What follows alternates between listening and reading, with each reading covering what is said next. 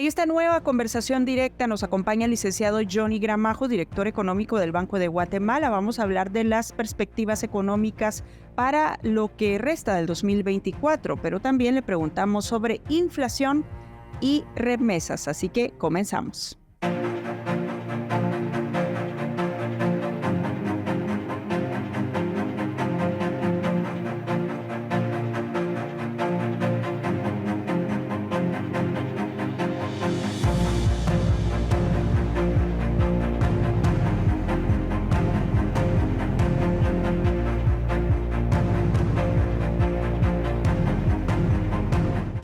¿Qué tal? ¿Cómo están? Bienvenidos a este espacio de conversaciones directas. Soy Alejandra Álvarez y quiero contarles que nuestro invitado de hoy es el licenciado Johnny Gramajo. Él es director económico del Banco de Guatemala. Vamos a hablar de las diferentes proyecciones que se tienen para lo que resta del año. Así que, licenciado, ¿cómo está? Bienvenido.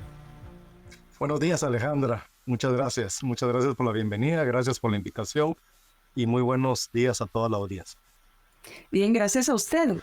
Cuénteme, vimos que recientemente ustedes presentaron un informe en el que hablan de las proyecciones, retos y desafíos económicos para el país en lo que resta del año. A manera de resumen, ¿cuáles son los principales indicadores?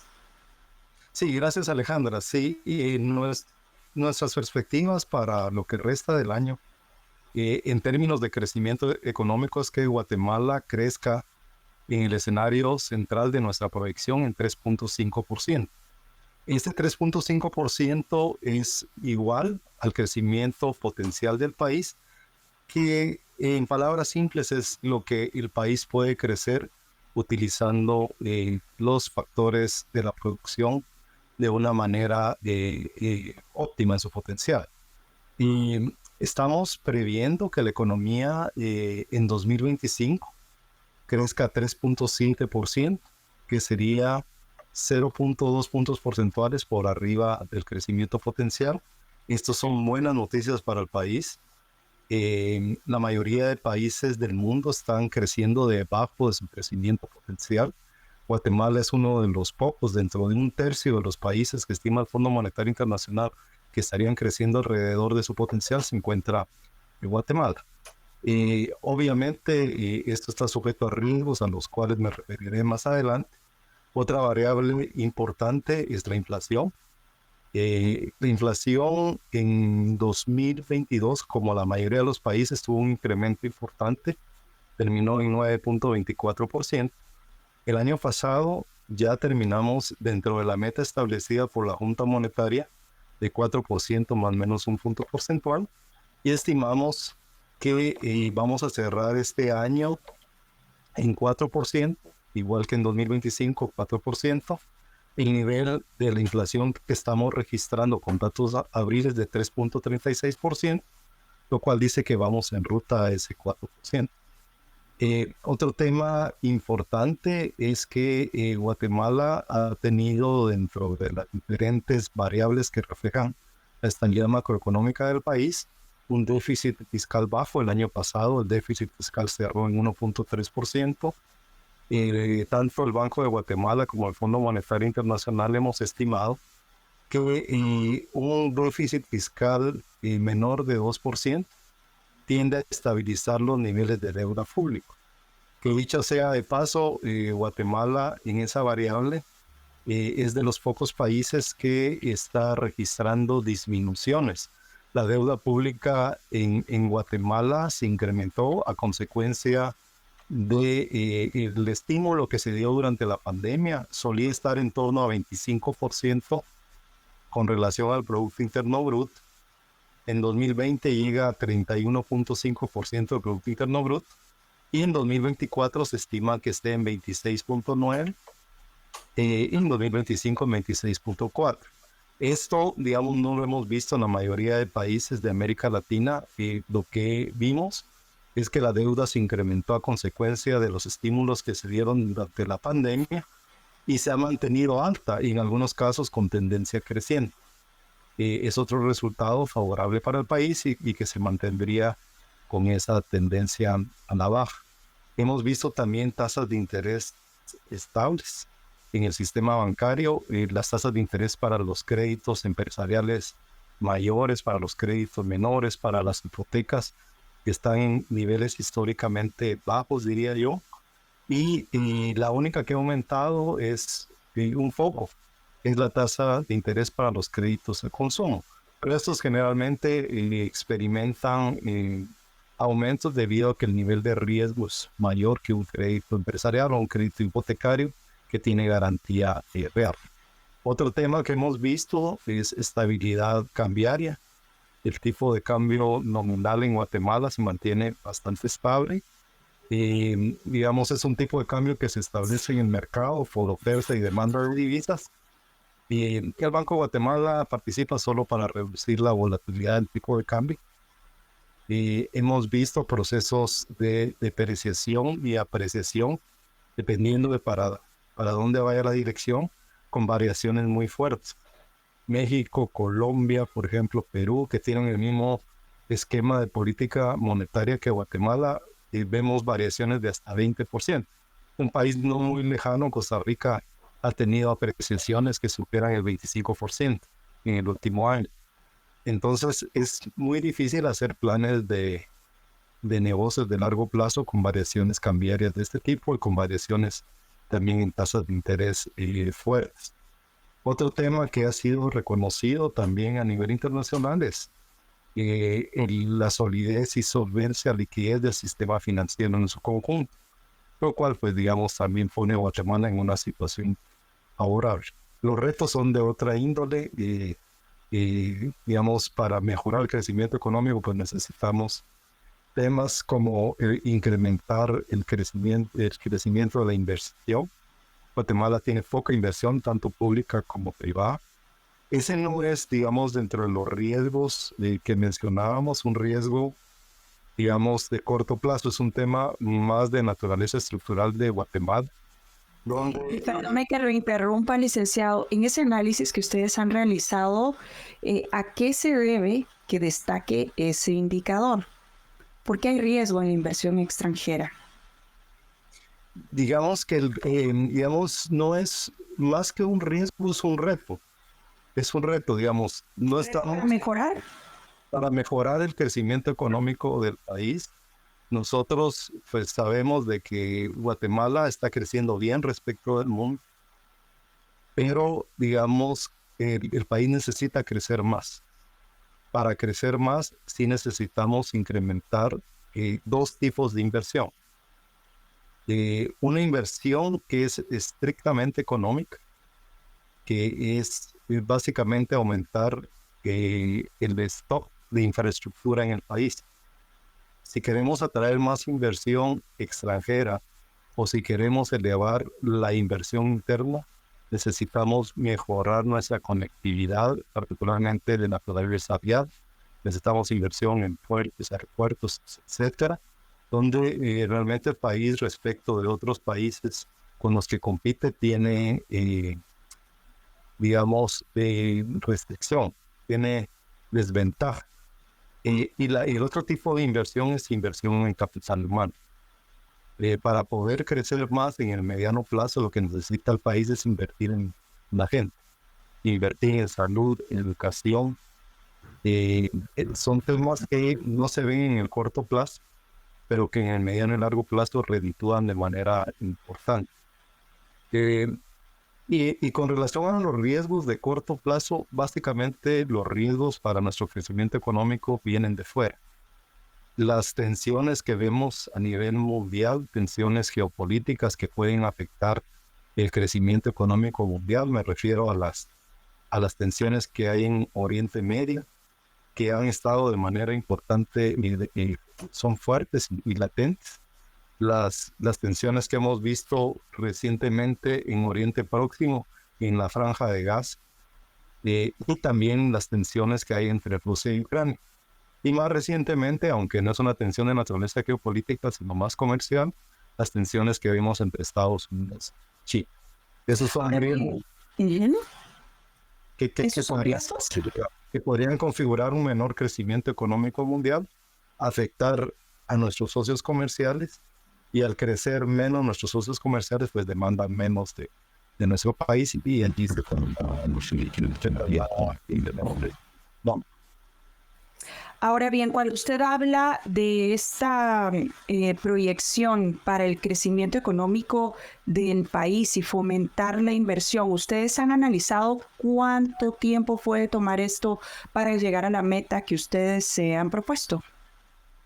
Sí, mire, realmente quizás ser bien claro en el sentido de que el Banco de Guatemala, su objetivo fundamental es la inflación. Es mantener la inflación en meta, es decir, una inflación baja y estable. No obstante, sí hemos hecho análisis de qué necesita el país para una aspiración que hemos tenido durante años, pero que no la hemos visto materializarse. Es lograr que el país eleve su crecimiento de 3.5 a un nivel superior. Nosotros creemos que un nivel superior eh, factible podría ser 5%. Pero el ejemplo de la inversión es claro. O sea, nosotros respecto al Producto Interno Bruto, nuestra relación es 16%. Nuestros socios, no nuestros socios, sino los países pares, los que tienen la misma calificación crediticia, y los 7 países más grandes de América Latina tienen en promedio alrededor de 24,5%. Guatemala, para poder incrementar de 3,5 a 5, necesitaría elevar esa relación a 24%, o sea, cambiar de nivel y mantener ese nivel. Eso se lograría, de acuerdo con nuestras estimaciones, en 5 años.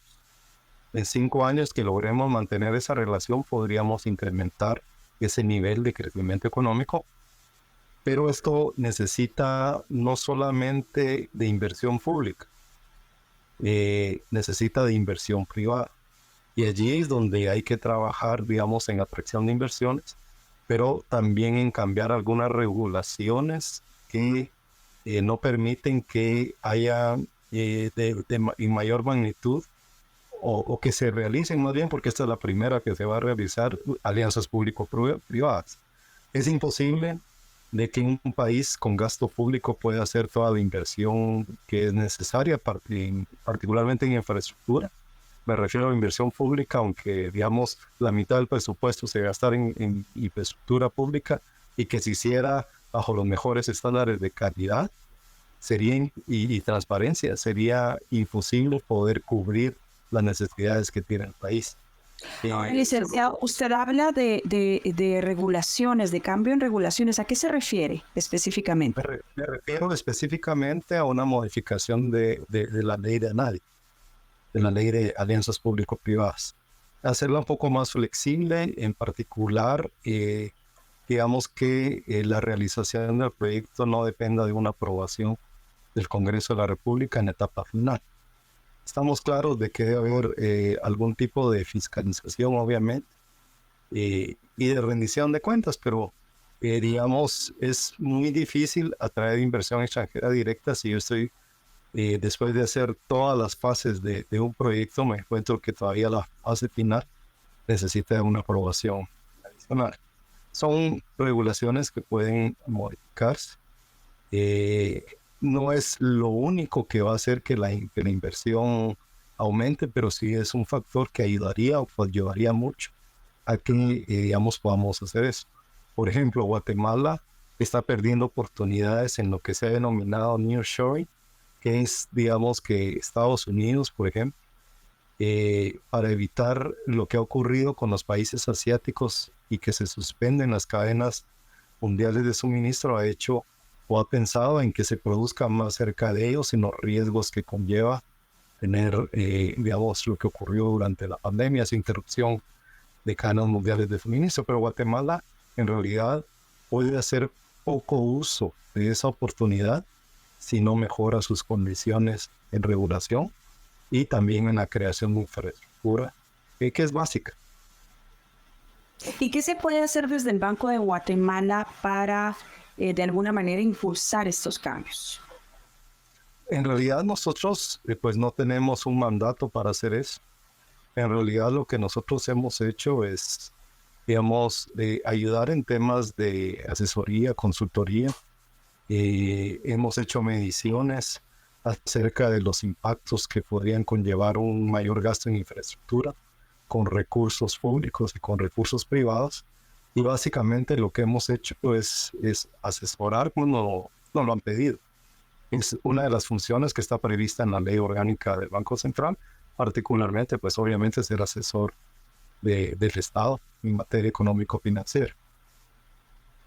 Y en ese sentido de interés de los diferentes entes del Estado, tanto del Ejecutivo como del Congreso, para tener un poco más de información acerca de esas proyecciones y poder actuar con medidas específicas. Sí, lo que hemos visto en realidad, y yo le diría dos consensos importantes. Digamos, echar a andar la iniciativa de Guatemala no se detiene, que fundamentalmente contiene medidas y acciones básicas para incrementar la inversión, que es el objetivo que mencionaba, las exportaciones, eh, y digamos, esto es relevante en el sentido de que nosotros vemos de que Guatemala no se detiene, tiene esas medidas relevantes y es necesario que nosotros podamos hacer uso de, digamos, de lo que ya se ha hecho. Es solamente ver cómo se implementa y sobre todo cómo se cuantifica, que es, digamos, uno de los aportes del banco.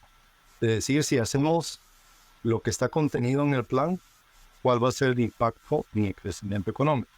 El otro consenso es que digamos, hay una necesidad sentida de que Guatemala, en términos de las calificaciones crediticias, de las tres calificadoras más importantes del mundo que evalúan a Guatemala, es decir, Moody's, Standard & Poor's y Fitch, mejoren la calificación de Guatemala. Moody's nos tiene un escalón de ser grado de inversión. Eso, digamos, es como que Guatemala pase a una liga superior en materia de inversiones a nivel internacional, lo cual habilitaría el país también para atraer mayor inversión extranjera directa. Bajo esos dos consensos, hay muchas medidas que tocan el fondo económico del país y que realmente permitirían que el país crezca más en el corto, mediano y largo plazo. Son medidas de materia económica, pero también hay medidas que afectan la institucionalidad del país. Tenemos las calificadoras internacionales de riesgo, como los organismos internacionales, y no se preocupan por la macroeconomía del país. La macroeconomía del país es envidiable a nivel internacional, pero sí hay factores de índole económico y social que son retos importantes para que el país pueda crecer más. No solamente son sociales, también son económicos, también afectan el crecimiento del país y hay que buscar la forma de luchar contra esos deficiencias que tiene el país. Y digamos, estas dos sombrillas, por así decirlo, son importantes porque en ambos casos está claro lo que se tiene que hacer. Quisiéramos pensar de que el país no solamente es un país que está muy bien diagnosticado, porque hay diagnóstico para casi todo, pero lo importante es cómo hacer las cosas. En ese caso, sí hemos tratado de ayudar, visualizando qué medidas hay que hacer. Tenemos, digamos, claras algunas iniciativas de ley que hay que impulsar. Como por ejemplo, Digamos, por ejemplo, la ley de dinero electrónico, regular todos los pagos de naturaleza electrónica, no solo para agilizarlos, sino para proteger también a los usuarios de medios de pago electrónicos. Una ley que es importantísima, que es la ley del mercado secundario de valores, que haría que Guatemala pueda tener una bolsa de valores más sofisticada, donde el mercado accionario sea una fuente real de financiamiento de las empresas, no únicamente el financiamiento que proporcionan los bancos y el país. Actualmente, si una corporación grande del país quiere financiarse con acciones, en realidad las colocaciones las hace fuera del país, en menor medida en Guatemala. Hay un anteproyecto de ley que hemos trabajado con la Superintendencia de Bancos, el Ministerio de Economía y nosotros, donde y está todas las regulaciones que son necesarias para desarrollar ese mercado, que aparte de modernizar y permitir ese financiamiento de las empresas, también ayudaría a que las empresas de manera directa puedan financiarse desde el exterior, con inversión directa en las empresas. Son dos ejemplos, y son dos leyes que impulsarían el crecimiento económico de manera importante. La otra es propiciar una mayor inclusión financiera en el país. La inclusión financiera es traer al sistema financiero a todos aquellos que durante mucho tiempo fueron excluidos de servicios bancarios en términos de cómo se realizan los pagos, en términos de ahorro, en términos de seguro y en términos de crédito. Y la experiencia última, muchos bancos centrales, incluso a pesar de que no es parte de su materia, se han involucrado en estrategias de inclusión financiera. Hay una que justamente se está propiciando para el Banco de Guatemala, Superintendencia de Bancos y también Mineco, para propiciar una mayor inclusión financiera. Ya está diseñada la estrategia, ya está en marcha la estrategia y esperamos empezar a ver resultados de esa estrategia. Hay otras cosas que se pueden enumerar, digamos, temas de elevar la calidad del gasto público. Hay necesidad de reformar la ley de contrataciones del Estado para hacerla más flexible. También hay algo que quizás se ha dejado de lado durante mucho tiempo y es una ley de servicio civil. Una ley de servicio civil que realmente propicie que las instituciones puedan tener carrera dentro de las mismas y generar un sistema de remuneraciones acorde a esa mejora en el servicio civil. Digamos, lo cual redundaría de manera fuerte en el crecimiento, más que todo de mediano plazo. Ahora, hay un tema importante, licenciado, que vale la pena poner sobre la mesa y que tiene que ver con el incremento de la canasta básica y que al final pues, se traduce en inflación. ¿Cómo está esta situación en el país? Bueno, con relación a ese tema, quizás mencionarle que la canasta básica en realidad es un tema que está más asociado a un requerimiento de nivel nutricional. El INE, digamos, con asistencia de CEPAL, modificó el año base de la canasta del IPC, pero también generó cambios en la canasta básica alimentaria. La canasta del IPC es diferente a la canasta básica alimentaria, y hay solamente alimentos. La canasta del IPC tiene una división de alimentos y la canasta básica es una proporción de esos alimentos, que en realidad fueron escogidos bajo dos criterios: que se cumpla con un requisito de calórico diario, un poco más de 2.000 calorías diarias, con productos que existen en el mercado. O sea, no es algo normativo, y en el sentido de que yo podría distinguir para cubrir esos 2.100 calorías. Uno o producto. Que yo creo que de manera óptima cubren con esa necesidad. Sin embargo, la pregunta iba orientada, licenciado, a que, bueno, en los últimos meses las personas se han quejado de un incremento en los precios en productos de consumo diario.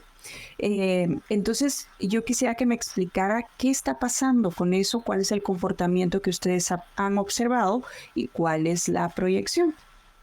Sí, para serle franco, digamos, en Guatemala, como en cualquier país del mundo, uno debe de distinguir lo que es el nivel de precios de la inflación. El nivel de precios es cuánto cuesta un producto en el mercado, y la inflación es cuánto varía en porcentaje ese precio en el tiempo. Y después de que tuvimos esa inflación de 9.24 en 2022, todos los precios aumentaron. Ese precio en la mayoría de bienes que componen la canasta del IPC quedaron altos. Son pocos precios que bajaron con el transcurrir del tiempo. Los combustibles, usted sabe que suben y bajan, Los productos de naturaleza agrícola también suben y bajan de precio. Hay productos que ya no bajan de precio. Entonces la sensación que a uno le queda es que el precio aumentó, por decirle algo, aproximando a 10. Si algo valía 100 y ahora vale 110, y todos sentimos ese incremento a 110. No importa de que la inflación el año siguiente ya no sea 10, sino que sea 4, por decirle algo que es la meta, ese 110 vuelve a aumentar 4%. Entonces la sensación que yo tengo es que el precio aumentó de manera importante y que sigue aumentando. El tema de la inflación es que lo que uno debe de limitar y luchar es que esa tasa de crecimiento de los precios sea exagerada. Por esto los bancos centrales se ponen como meta el nivel que consideran que es congruente con cómo crece la economía. Pero en todo caso, los guatemaltecos quisieran saber, o sea, ¿cuál es la proyección para los siguientes meses? ¿Se sentirá un cambio? ¿Qué es lo que ustedes han analizado? Un cambio para mejor, por supuesto. Sí, mire, lo que digamos hemos visto es que la inflación se va a mantener en 4 este año y en 4 el año entrante. Y eso lo que quieren decir es que ciertamente los precios de manera general van a aumentar, como lo hacen todos los años, pero que no van a aumentar de manera significativa. Hubo muchos países en América Latina que tuvieron inflaciones de 2 dígitos, que aumentaron 12, 13, 14%, cuando nosotros aumentamos 9%, y no han logrado bajar a las metas que tienen los bancos centrales. Se imagina que si algo costaba 100, como el ejemplo que le daba, y cuesta 10 más en 2022 y 10 más en 2023, y yo pienso que va a ser 10 más en 2024, en 3 años estaré aumentando 30%. Entonces la gente empieza a pensar de que los precios van a aumentar de esa manera, y los precios son fijados por los empresarios, tomando en consideración una inflación que se consideraba ser alta. Entonces, la estabilidad de precios lo que implica es que si la inflación se mantiene en 4, ya disminuyó de 9.24 a 3.36 que tenemos ahora, aumentó 6. ¿Por qué no lo siente el guatemalteco? Porque el precio que tenía antes ya quedó elevado. Y en vez de aumentar 9.24, está aumentando 3.36, pero está aumentando de todas maneras.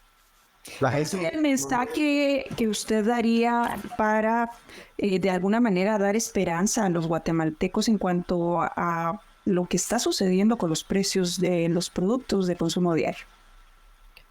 Sí, que digamos los precios van a seguir subiendo, eso no, tengo que ser transparente, eso no es así, es natural que crezcan aquí en cualquier país del mundo. No es sano que los precios bajen, no es sano que haya deflación. Uno de los determinantes de la inflación es la demanda. Si los productos se demandan, aumenta de precio. La dinámica del crecimiento económico hace que se generen incrementos en los precios. Las economías que no crecen, las economías cuyo crecimiento está cayendo y la demanda está cayendo, son los que tienen deflación, es decir, variaciones negativas en los precios. Es la única forma como los precios caen, que se caiga la demanda y que ante menor demanda el precio vaya disminuyendo. Los precios también van acompañados por aumentos en el ingreso. Algo que sí sería nocivo es que no hubiera ningún ajuste salarial en los países. Entonces, si no hay un ajuste salarial, no hay una forma de protegerse contra el incremento de los precios. Es una forma quizás imperfecta, particularmente en los países pequeños, porque los precios aumentan en mayor medida que el ingreso. Y eso hace que haya una disparidad, pero eso no quiere decir que el ingreso no se haya ajustado en tiempo. Y por eso es de que, digamos, el mensaje es que los precios se van a mantener creciendo de manera estable, no de manera desmedida, como pudiera ocurrir en otros países. Están muy lejos, o sea, usted supo que el año pasado Argentina tuvo una inflación de 120%. no me gusta hacer comparaciones con países, pero ¿cómo puede uno tener un presupuesto con un 120% de inflación en un año? Eh, los precios de la canasta básica, de los alquileres, de todo se ajusta a esos niveles de inflación y es muy difícil que alguien pueda tener un empleo donde le aumenten el salario 120% en un año para poderse cubrir de la inflación. Entonces allí básicamente lo que es una caída en el poder de compra de la población muy grande. Un incremento de precios generalizado de 4%, pues obviamente hace que uno pueda cubrirse de esa inflación con ese incremento en el ingreso de manera imperfecta, como le mencioné, pero... Y sobre esa línea, licenciado, desde la perspectiva del Banco de Guatemala y su función, ¿qué recomendaciones han realizado para contrarrestar esos efectos? Digamos, lo que hemos hecho dentro de nuestra función es, obviamente, luchar para que este cambio en la inflación vaya convergiendo a la meta y mantenerlo en la meta. Nadie nos creía que íbamos a poder bajar la inflación de ese 9.24 y meterlo a meta, por decirlo coloquialmente, en 2023. Fue cuestionado incluso por organismos internacionales y la estrategia para reducir los precios iba a dar resultado, que fue incrementos en la tasa de interés líder de política monetaria. Mucha de la inflación que vimos venía de afuera, es decir, los productos que importábamos aumentaron mucho de precio. Allí no se podía hacer mucho. Sí se hizo con aquellos productos que empezaron a aumentar de precio porque empezó esa sensación de que los precios estaban subiendo. Eso se atendió con política monetaria, pero para serle franco, Alejandra, mucha gente creyó que Guatemala iba a tener inflación de más de 10%. Nosotros anticipamos, por ejemplo, que en febrero de 2023 íbamos a tener la inflación más alta y que iba a disminuir en marzo. Y la inflación más alta que tuvimos fue 9.92. Con 9.92, algunas personas pensaron que íbamos a tener una inflación de más de 10%, una inflación de 2 dígitos como otros países en el mundo, pero realmente se lograron estabilizar los precios y mantenerlos en ese nivel. Ese es el trabajo fundamental que hace el Banco de Guatemala, procurar que los precios aumenten de una manera que es congruente con la actividad económica nacional y no de manera... Ahora, licenciado, pongamos sobre la mesa otro tema que es fundamental para el país, el ingreso de remesas. ¿Cuáles son las proyecciones que ustedes tienen para lo que resta del año? Sí, fíjese que nosotros vimos una aceleración muy fuerte en las remesas familiares, que tuvo que ver, digamos, en la pandemia, porque se empezaron a enviar, digamos, niveles de remesas más fuertes, un poco para proteger a los familiares en Guatemala de los efectos de la pandemia, tanto en su salud como en el ingreso. En 2021 las remesas crecieron 34%. En 2022 nosotros previmos que ese era extraordinario y que iba a ir disminuyendo gradualmente. En 2022 ya crecieron 17.9%. En 2023 también, como se estimó, y crecieron 9.8%. Y este año estamos estimando 9.5%. En un contexto de mediano plazo, creemos que el crecimiento volvería a ser normal entre 6 y 7%. Eso quiere decir que la tasa de crecimiento va disminuyendo, pero esto es algo parecido a los precios, porque baja la tasa de crecimiento, pero los niveles se mantienen altos. Y ahí lo doy un ejemplo. En 2023, con una tasa de crecimiento de 9.8, recibimos 19.804 millones de dólares en remesas. En 2024, con una tasa de crecimiento similar de 9.5, estaríamos recibiendo 20.685 millones de dólares. Y con una tasa de crecimiento menor que estimamos para 2025, 6%, la tasa sería la más baja en los últimos 5 años, Sin embargo, recibiríamos 22.986 millones de dólares. Y le doy un ejemplo. Situados en 2025, las remesas familiares en 2015, 10 años antes, eran 6.285 millones. Básicamente, el monto que recibe el país de remesas familiares ha aumentado 4 veces. Es decir, se ha cuadruplicado el monto. Esto, digamos, es favorable para el país en 3 dimensiones. La primera es el ingreso a la familia. La mayoría de las remesas familiares llega a familias de menor ingreso en un país. El 50% de las remesas se usa para consumo. El consumo en Guatemala es la principal fuente de crecimiento económico del país. Por lo tanto, el aporte es importante. La segunda dimensión es cómo se distribuyen las remesas en el país. Vienen a ser un compensador social. Hay que decir, porque obviamente el país no puede sentirse orgulloso de ese flujo, porque es gente que está siendo, por así decirlo, expulsada del país porque no encuentra las oportunidades de su país de origen. Eso, pues al final, esa compensación social, pues no podría darse con las fuentes de crecimiento económico actuales. Y la tercera dimensión que considero que es importante también es que, digamos, Guatemala tiene una brecha comercial con el exterior. Importamos más de lo que exportamos. Y es una brecha importante, son alrededor de 18.000 millones de dólares, que actualmente están siendo cubiertos con ese flujo de remesas bancarias. Es decir, también sirve para equilibrar el sector externo del país. Ahí tengo varias preguntas. El licenciado, ¿nos puede contar usted, de acuerdo a los análisis que han realizado, ya nos adelantaba un poco de cuál es el destino de las remesas, pero imagino que ustedes los tienen por orden de relevancia? ¿Cuáles son esos? Mire, los destinos, de acuerdo con OIM, es mencionar la Organización Internacional de Migraciones, nosotros no hacemos encuestas de remesas familiares, lo hace justamente OIM, y el resto de recursos, el 29.3%, es a un rubro que se llama inversión y ahorro.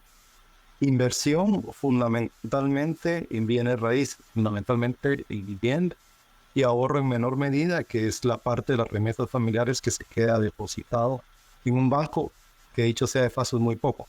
Cerca del 5% de las remesas se queda en los bancos, el resto es retirado en efectivo. Esa es la importancia de la estrategia de inclusión financiera, propiciar una mayor bancarización también de recursos. Y el 12.3% se va para inversión social, que es básicamente inversión en las comunidades. Proyectos que tienen una importancia a nivel de comunidad, no a nivel de comunidad, no a nivel de familia. Y en ese sentido, ¿ustedes tienen un análisis de cuál es el costo de las remesas que ingresan al país el día de hoy? Fíjese que en realidad lo que tenemos no es un análisis propiamente, sino tenemos información al respecto. Digamos, el costo promedio en dólares, digamos, de cada remesa enviada es de $8.73. En términos relativos, eso va a depender de cuánto le cueste, o sea, cuánto sea el monto que usted remesa. Porque $8 sobre $100 es 8%, pero la remesa promedio en Guatemala llega a cerca de $900 al mes. Entonces, 8%, $8.73 de una remesa de $900 es cerca del 1%. Y no se remesa los $900 en un solo envío. Usualmente son 2 envíos de acuerdo con la información de IEM. Entonces, si partimos a la mitad de los $900, enviar $450 cuesta alrededor de $8.50. Y digamos, como no todos envían, digamos, los $900, hemos calculado que en promedio, en términos porcentuales, cuesta 4.4% el envío de una remesa al país. Esto ha disminuido en el tiempo, y, digamos, como ya se utilizan medios electrónicos de manera más ¿Efectiva? efectiva, digamos, en Estados Unidos se usan empresas remesadoras que han fijado, digamos, una disminución en el costo para envíos que superen los de $500. Y en ese caso, pues el costo es de 3%. Para remesas que en un envío son mayores de $500. Ha venido disminuyendo el tiempo, este costo llegó a ser más de 10% del envío total. Y según el análisis que ustedes han presentado para el 2024, ¿ustedes creen que se va a seguir incrementando en cuanto a la proyección del 2025? ¿Se va a mantener? ¿Qué es lo que ustedes observan? Sí, la proyección, como indicaba, es de que sí hay un crecimiento de 9,5 este año, que los 19.804 millones que recibimos en 2023 se conviertan en $21.700 millones de dólares aproximadamente, y que ese 6% de aumento en 2025 pues lleve el flujo de remesas familiares a casi $23.000 millones. Hablemos de la importancia de este ingreso para el país en comparación con los otros países de la región. ¿Cómo se encuentra Guatemala? Bueno, en términos relativos, como el PIB de Guatemala es más grande que el de otros países de la región, a pesar de que nosotros recibimos, por ejemplo, en 2023, el monto más fuerte de Centroamérica, que representó 19% del Producto Interno Bruto, y en El Salvador fue 23.5%, en Honduras fue 27.3%, y en Nicaragua fue 28.1%. Y Costa Rica no tiene muchas remesas familiares, fue solo 0.7% del PIB. Esto pues pone en contexto que Guatemala pues es una economía grande, que recibe un flujo de remesas familiares fuerte, pero que, digamos, la dependencia respecto de la producción es menor que en otros países de la región que reciben remesas. Ya para ir concluyendo, licenciado, entonces, siempre en el tema de las remesas, ¿qué es lo que usted cree que hace falta fortalecer o que en todo caso el receptor de remesas en el país debe considerar? Bueno, digamos que hay que ser bien claros de que, digamos, de acuerdo con la Comisión Económica para América Latina, CEPAL, en un estudio que hizo para Guatemala, el 30% de la población que recibe remesas tiene como único ingreso las remesas. Eso quiere decir de que, digamos, se usan básicamente para cubrir necesidades fundamentales. Uno quisiera ver que las remesas familiares tienen lo que se ha denominado en el país un uso más productivo, o que se pudiera obtener un rédito adicional mediante la inversión de las remesas en el país. Pero hay que ser conscientes de que, digamos, realmente las personas que reciben remesas tienen poco excedente para usar la inversión. Pero sí hemos visto de que parte de los recursos, aparte de usarse para la construcción de un activo fijo, que es una vivienda, también han estado empezando a financiar emprendimientos. Y los emprendimientos, Guatemala siendo un país muy emprendedor, sería un uso, digamos, importante y relevante de las remesas familiares para poder propiciar un crecimiento mayor en el ingreso de las familias que reciben, y obviamente esto afectaría positivamente el crecimiento económico del país. Eso me llama la atención. ¿Qué porcentaje han detectado ustedes que en este momento se está utilizando para emprendimiento? ¿Porcentaje de ingreso de remesas? Fíjense que no hay un cálculo exacto de ese emprendimiento, pero de acuerdo con fuentes internacionales, donde está el BID, el Banco Mundial, la propia OIM, digamos, sí hubo un incremento en la pandemia. Más o menos 5% solía usarse para emprendimiento y el 10% más o menos se está usando actualmente para emprendimiento, que está incluido en esa parte de inversión y ahorro a la que hacía referencia anteriormente. Es decir, que a partir de la pandemia se ha incrementado. Es una acción heredada de la pandemia, pero que se mantuvo y se ha incrementado. Que se mantuvo porque, digamos, la pandemia también cambió nuestras costumbres hasta cierto punto. La forma como consumimos, ya usamos más medios electrónicos de lo que usábamos antes, pues ha hecho de que algunos cambios se mantengan. En la pandemia fue para compensar la pérdida de ingresos para aquellas personas que perdieron su trabajo, pero que luego aprendieron a desenvolverse en ese ambiente, porque tuvieron que atreverse al emprendimiento, pero se quedaron, digamos, con ese emprendimiento que habían realizado y obviamente eso continúa en muchos casos.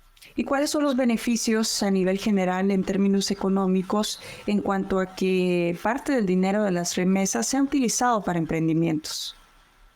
Pues el beneficio es que fundamentalmente se afecta el ingreso de las familias y obviamente también afecta los niveles de actividad económica, porque al final un incremento en el ingreso también implica la posibilidad de poder consumir más, de comprar más bienes y servicios, y eso redunda en un mayor crecimiento. Bien, pues licenciado Gramajo, muchas gracias por haber conversado con nosotros en este espacio y bueno, estaremos pendientes de los siguientes análisis. Excelente. Muchas gracias por la invitación y un cordial saludo. Bien, gracias a usted. Era el licenciado Johnny Gramajo, director económico del Banco de Guatemala. Soy Alejandra Álvarez. Recuerde seguirnos en nuestras diferentes plataformas. Los espero en la siguiente conversación directa. Hasta la próxima.